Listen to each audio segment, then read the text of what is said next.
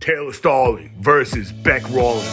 It's a fight between two of the best women to ever step foot into the BKFC. Most notably, Bec Rawlings, one of the greatest of all time, walked into the cage first and followed by Taylor Starling, who came out to Rage Against the Machine, killing in the name of. And I thought going into this fight, we were going to see how much Taylor Starling improved. Starling is a fighter, not on the caliber of a Bec Rawlings, but she's stepping in to the cage versus her. And she's faced tougher competition. Both women have faced Faria. And I think that only woman to really surpass Bec is Christine Faria, who said that while she was watching the fight that she thought it was going to be a knockout by Bec Rawlings. In the first round, right away, Taylor Starling comes in with a flurry and she catches Bec Rawlings. A few seconds later, she does it again. It looks like she's going to do pretty well in this fight. But with about a minute 05 left in the first round, Bec Rawlings really catches her. It starts to look grim. We start to see that doubt is forming in the body, not in the mind, but in the body of Starling. She doesn't look good. And we see Bec just pop her, slam her. There's a knockdown, and it takes her the full 8 seconds. She's back up.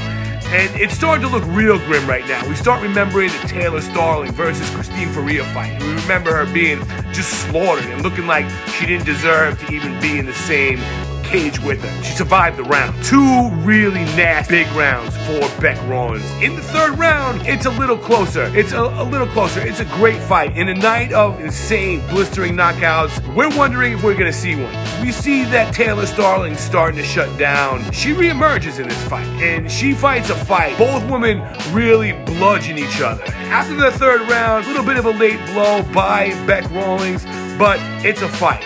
Fourth round, the same. Just a great fight.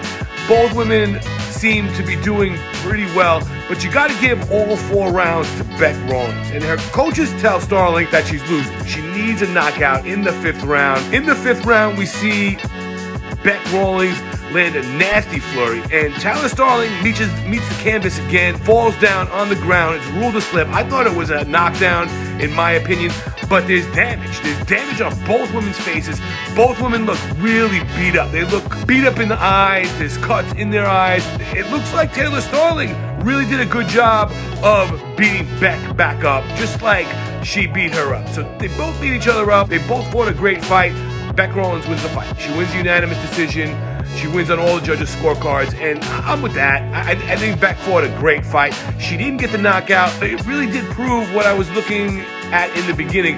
Did Taylor Starling improve? And she has. And that's really what only got her through this fight, is the improvement and just her mental fortitude. Taylor Starling, as much as it looked like she was going to go down and lose the fight, in her mind, she thought she was going to win. And that's what kept her going in this fight.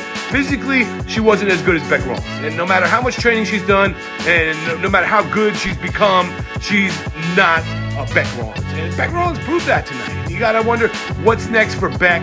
Great fight by Bec. She was followed by her San Diego girl, Cat Zingano. You got to wonder, is Cat Zingano ever going to step into the BKFC? That would be real interesting. Also hearing Christine Faria talk about the fight was interesting.